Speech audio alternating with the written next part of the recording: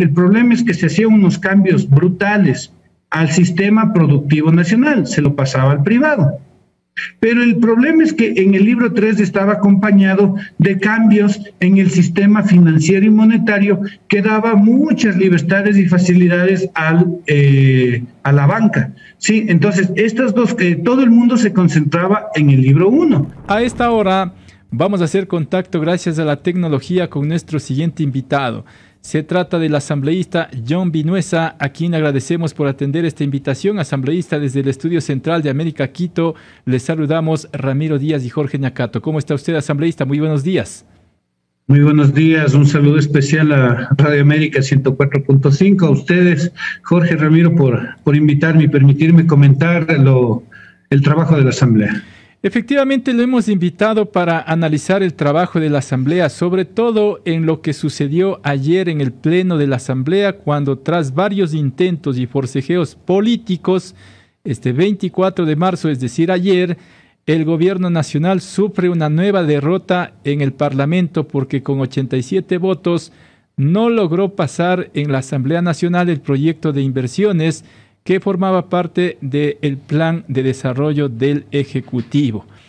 Estos votos que permitieron el archivo de este documento provinieron de la bancada de UNES o correístas, Pachacutic, Izquierda Democrática, dos independientes, Bruno Segovia y también su persona, John Vinuesa.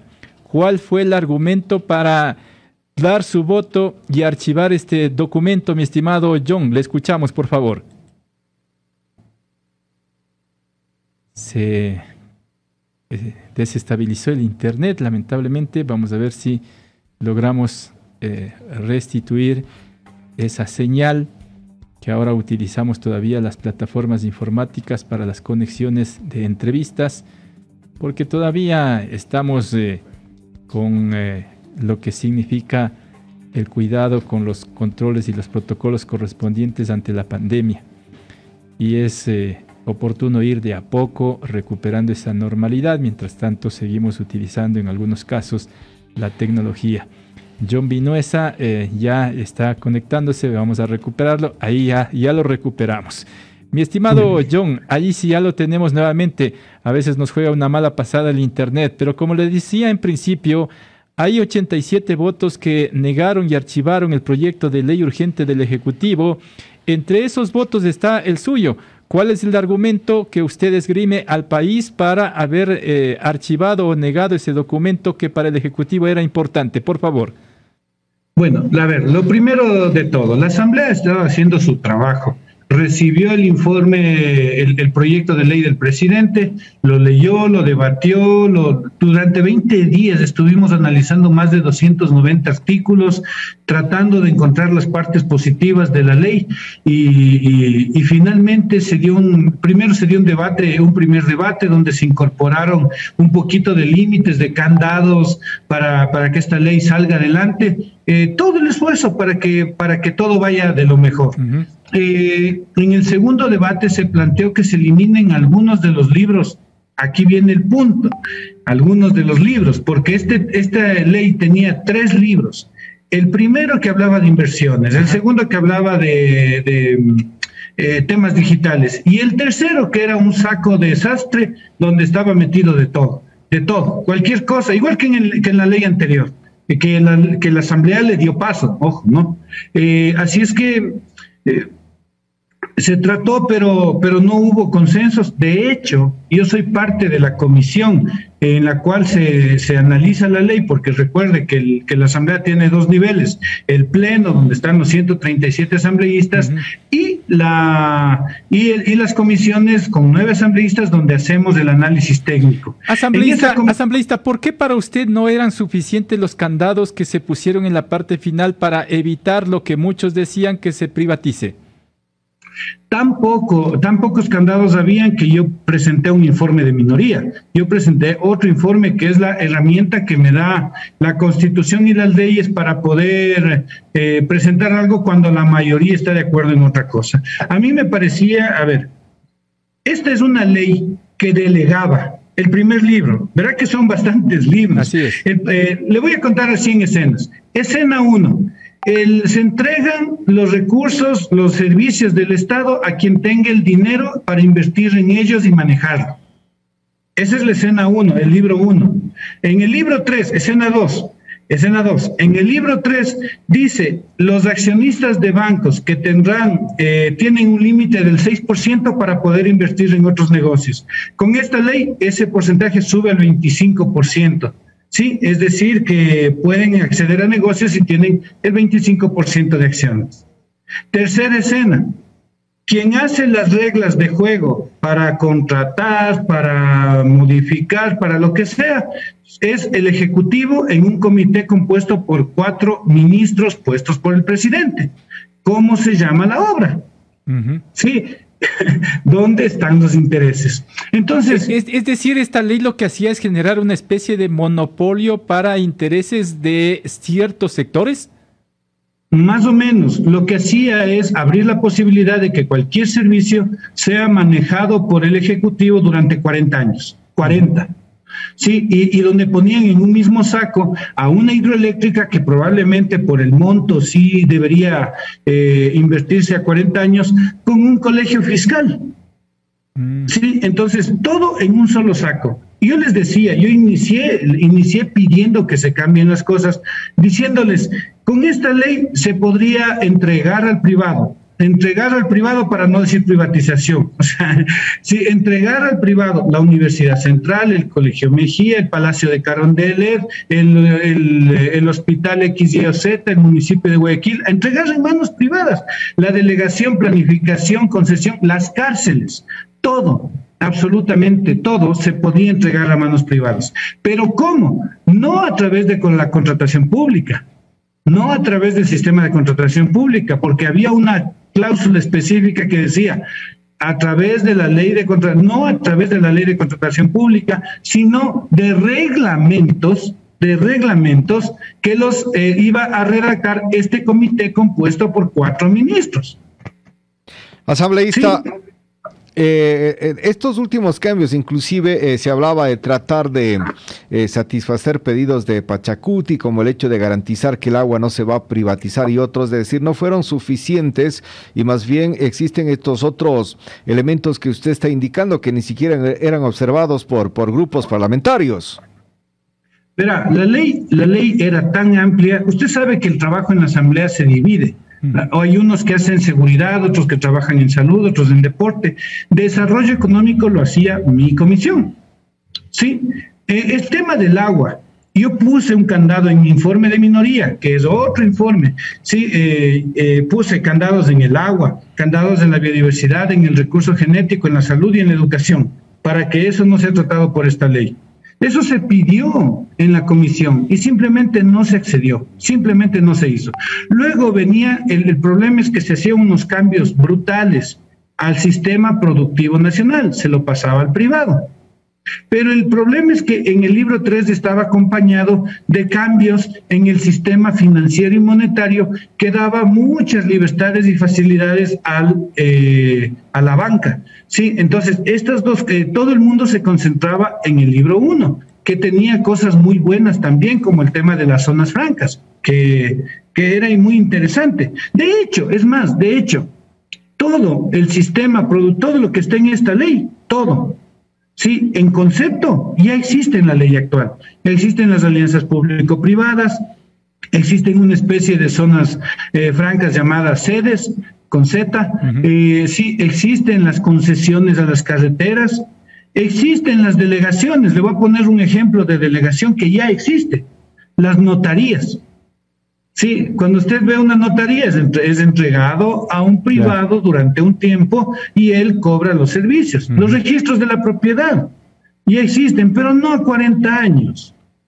Sí, con concurso público. Esa es la diferencia. Ahora, asambleísta, entonces lo que usted da cuenta es de que prácticamente era imposible llegar a un consenso que beneficie a todas las partes, porque unos pedían, por ejemplo, la eliminación del libro 1, otros pedían la eliminación del libro 3 y también ponían en escena lo que usted está manifestando, lo que hacía imposible, en definitiva, llegar a un acuerdo. Yo estuve yo estuve en como le digo, en cada sesión de la comisión. Al ver que ese informe de mayoría no iba a dar paso a las cosas importantes, y además metieron otras cosas que o sea, metieron la bolsa de valores en un juego de lucha por el monopolio del mercado extrabursátil, o sea, la deuda pública, sí, en el cual actualmente hay un monopolio entre la bolsa de Quito y Guayaquil. Querían ampliarlo y abrirlo hacia otro tipo de plataformas. Pero ¿quién iba a poder invertir en ese otro tipo de plataformas? Alguien que tenía mucho dinero como para invertir y conocimientos en finanzas. O sea, ya imagínense cuál es el sector que iba a acceder al mercado de la bolsa, del mercado extrabursátil. Cosas que no tenían nada que ver. Se estaban entregando las tierras de las camaroneras que ahorita están en concesión, se las estaba entregando en venta al privado. Es decir, era una privatización de las tierras del Estado. Y un montón de cosas más. Como no se dieron esos acuerdos, yo presenté, le digo, un informe de minoría que iba a ser tratado el día de la sesión. Iba a ser tratado, pero como por alguna cosa rara se suspendió 2 horas, que fueron casi 4 horas, dije, si es que presento mi informe este rato, va a pasar por el Ministerio de la Ley, porque hasta que se trate pasan los tiempos, etcétera. Decidí retirar el informe. Ahí se recogían muchas cosas, por ejemplo, que las delegaciones no se hagan a espaldas de las instituciones, que si alguien quería coger la delegación del Colegio Mejía, le pregunte a los profesores, a los estudiantes, a los empleados y diga, ¿ustedes quieren? Y si es que decían no, pues entonces un candado de 1 año. Así es que sí se dio paso a la ley del presidente. Claro que se dio paso a que se revise, analice y todo. Y luego democráticamente la Asamblea tomó la decisión de no aprobarla. Hubiera sido diferente que no se le hubiera dado paso. Asambleísta Vinuesa, usted debe conocer las declaraciones públicas del presidente de la República, Guillermo Lasso Mendoza, que en duros términos se dirigió a los asambleístas sin precisar y sin dar nombres, diciendo que hubo chantajes de asambleístas y pedidos de hasta dinero. ¿Se podría entender que los asambleístas o ciertos asambleístas que no dieron sus votos no estuvieron, o más bien pidieron algún tipo de acuerdo y no se les concedió y por eso votaron en contra? Yo no lo veo así. Primero me parece terrible, o sea, no tengo otras palabras para unas declaraciones en las cuales echa lodo sin dar nombres, sin dar pruebas. ¿Dónde están las pruebas? Eso no se hace. Al menos un presidente no debe hacer eso, primera cosa. Segunda, si usted se fija en la actitud de la Asamblea, yo no soy de ninguna bancada, ojo. Y mi criterio siempre es crítico y analítico, no soy oposición, no soy a favor del gobierno, nada. No tengo ningún tipo de acuerdo ni de nada. Pero tiene un voto, asambleísta, mismo, tiene un voto y los votos suman, tiene un voto y los votos suman. Ah, por supuesto, y mi informe de minoría y mis criterios son escuchados, eso sí, seguro, y es más, estoy aquí, le agradezco. Pero lo que yo sí he visto, sin ser de ninguna bancada, lo que yo sí he visto es que las bancadas, a pesar de ciertos problemas que tienen internamente y viéndolos todos de lejos, las bancadas se mantienen en sus decisiones. La decisión de no aprobar este informe viene desde hace como 1 semana y un poco más, o sea, en la cual se planteó, por ejemplo, por decirle algo, Pachacuti pidió que se elimine el libro 1. Lo pidió. Eso está clarísimo, no se ha cambiado, no se eliminó, no se aceptó. Los de UNES pidieron 4 cambios, no me acuerdo bien, pero eran 4 cambios, sobre todo el sistema financiero que le da mucho poder a la banca. Pidió eso, o sea, cambiemos eso. Y no se hizo caso. Los socialcristianos llegaron a un acuerdo y vieron que la ley evidentemente es muy cercana también a su ideología, pues apoyaron. Los de Creo apoyaron. La izquierda democrática estaba un poco... ellos eran los que más dudaban. Le digo la verdad, ellos eran los que más dudaban. Y cuando estábamos en las votaciones, casi todos, al final no sabíamos si iban a votar a favor o en contra. Pero eran posiciones, y finalmente decidieron votar en contra. Entonces, eran posiciones muy serias, muy duras, y que a mí me parece que eran correctas. Los pedidos entonces que se hacían en la Asamblea de parte de diferentes bloques políticos están estrictamente relacionados a lo que contenía el documento y no, como dice el presidente de la República, por puestos, por prebendas o por dinero. A ver, yo no puedo meter las manos al fuego por nadie. Yo le digo lo que vi en la Asamblea. Sí, si es que algo pasó, no pasó, el presidente tiene que... me parece correctísimo que él coja, transparente, diga nombres, diga circunstancias, eso es lo lógico, ¿no? Pero yo más allá de eso, a mí me pareció, es que no quiero decir la palabra exacta, me pareció, bueno, digámosla, me pareció un berrinche por no haber ganado su ley. O sea, se le trató a la ley, se le analizó, se le revisó todo, pero si luego ya no fue aprobada, porque era una ley que venía metida con todo. Mira, la ley anterior, la Asamblea le dio paso para que entre por el Ministerio de la Ley, porque esa es la verdad. La analizamos bastante bien. Yo estuve en mi propia comisión, los análisis que usted revisa son enormes. Sí, el trabajo fue brutal, se trabajó un montón desde la Asamblea y finalmente un movimiento con su abstención permitió que esa triste ley sea aprobada. Ahora, podría entenderse también, asambleísta Vinuesa, podría entenderse también que el presidente de la República llamaba a ofrecer, podría entenderse así también, por cuanto el vicepresidente Saquicela había señalado públicamente que recibió un llamado de la Presidencia de la República para suspender la sesión. ¿Cómo lo toma usted o cómo lo analiza? Mire, yo lo que analizo son los hechos. Los hechos es que se trabajó en la ley, al final del día no fue aprobada, en primer debate, yo mismo di paso al informe en primer debate, ¿sí? Y en el segundo debate ya no. ¿Por qué di paso en primer debate? Porque era parte del procedimiento parlamentario el recibir un informe de primer debate. Pero en el segundo debate yo no estaba de acuerdo con que se privatice el agua, no estaba de acuerdo con que se privatice las cárceles de una manera tan abierta, no estoy de acuerdo con que se pueda privatizar mi Universidad Central o el Colegio Maldonado o el mismo IES. El mismo IES ya podía ser absolutamente privatizado totalmente. Una cosa es que nosotros queramos delegar ciertas ramas que necesitan inversión, que necesitan mejora administrativa. Esa es una cosa. Una cosa es que a mí me gusta la idea de que se externalice la compra de medicinas porque ahí hay un foco de corrupción, pero otra cosa es entregar en manos del privado durante 40 años la infraestructura del Estado con unos reglamentos hechos a dedo por 4 ministros. O sea, es que ese es el punto, ¿no? Vea, uno primero se pone el calzoncillo y después se pone el pantalón y no al revés. Primero se debe cambiar la ley de contratación pública para que esté bien estructurada y luego cambiar lo de la ley de inversiones. Sí, o sea, es al revés. Pero aquí no, dijeron todo a través del reglamento, todo a través del reglamento. ¿Quién iba a hacer el reglamento? 4 ministros. Asambleísta. Sí. Esto le recupera algo de imagen tan decaída que ha venido la Asamblea. Es un triunfo porque se mira abrazos, hasta llantos parece de asambleístas cuando se ha negado este proyecto enviado por el presidente. Sabe que yo dudo eso. Y no porque la Asamblea no haga su trabajo, porque la Asamblea hace su trabajo.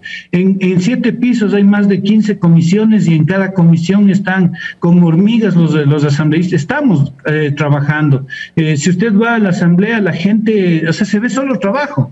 En el Pleno es otra cosa, ahí es el discurso, hasta la pelea y el debate y todo lo demás, que generalmente es lo que sale hacia afuera. Yo no creo que recupere mucho la imagen, por una simple razón, porque hay un gran problema de comunicación en la Asamblea. No cuenta todo lo que hace.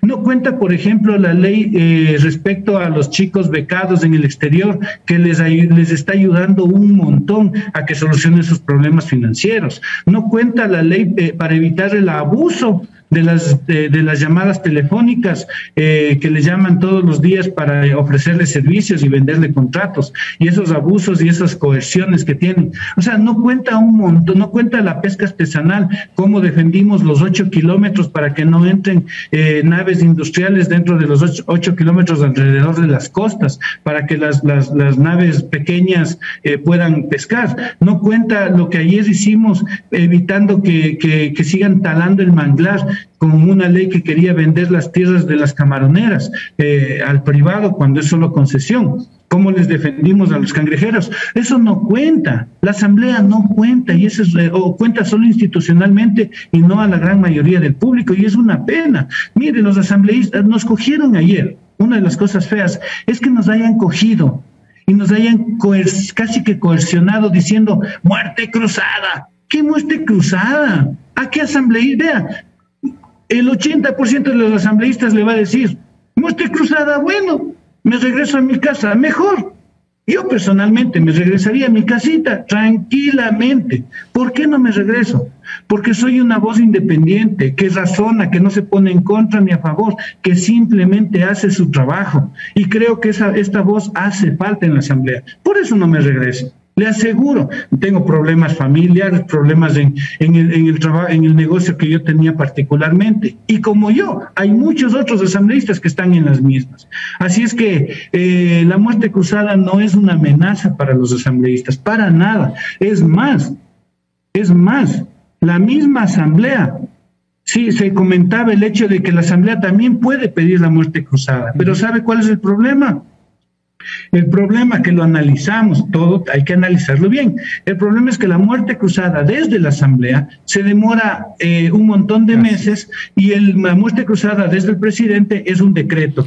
Ahora, pero asambleísta, ¿por qué no ha habido ya un pronunciamiento oficial desde la asamblea sobre las declaraciones del señor presidente?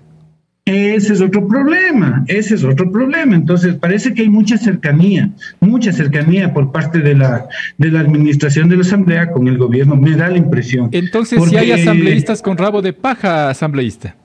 Debe ser, yo no conozco porque no me he metido a ver ningún rabo. Lo único que he hecho es... yo lo único que... Sale buena. Sí. Yo lo que he hecho, yo lo que hago es mi trabajo. Yo leo las leyes. Si usted viera mi casa este rato, sí, solamente aquí, mire, esto es parte, así solo para que vea, esto es parte de todo el trabajo. Y usted le ve aquí, esto es como lleno de papeles por todo lado. A ver, acá está otra parte del informe, análisis. A eso me dedico, a legislar y a fiscalizar. Pero la fiscalización, no desde el punto de vista de cortar cabezas, a mí eso me cae pésimo. Inclusive he apoyado cuando algún funcionario no se merecía que sea cortada la cabeza. No, pues, o sea... Y la fiscalización a dedo o a la carta también es cuestionable. Ya, pero hay otro tipo de fiscalización. Hay la fiscalización en la que usted hace el pedido y le pregunta al señor ministro o a la viceministra por qué no está actuando ya el contrato para las 4 carriles para Chimborazo. Usted le pregunta por qué hay tantos, por qué no se ha contratado el mantenimiento, sí, o por qué no se ha hecho, qué pasó con la ayuda humanitaria del canciller, sí, y le pregunta los procesos. Ese es otro tipo de fiscalización. Es una fiscalización en la que usted de una, sin llamar a juicio ni nada, de una le pide la información, y al pedirle la información es como que coge y pone la carpeta en análisis del ministerio. Le dice, revise, acuérdese, este contrato por esta carretera, este contrato por esta cosa, parece que ustedes se están olvidando y hay territorios que no tienen esas obras. Entonces, cuando usted le pide información, es otra forma de fiscalización que no es cortar cabezas, es dar ¿cómo se diría? Es buscar que las cosas funcionen. Ok, perfecto. Con eso me quedo, se me terminó el tiempo. Le agradezco, asambleísta Vinuesa. Buen día. Un buen día. Gracias, Ramiro. Gracias, Jorge. Un saludo a todos. Gracias a nuestro invitado, el asambleísta independiente John Vinuesa.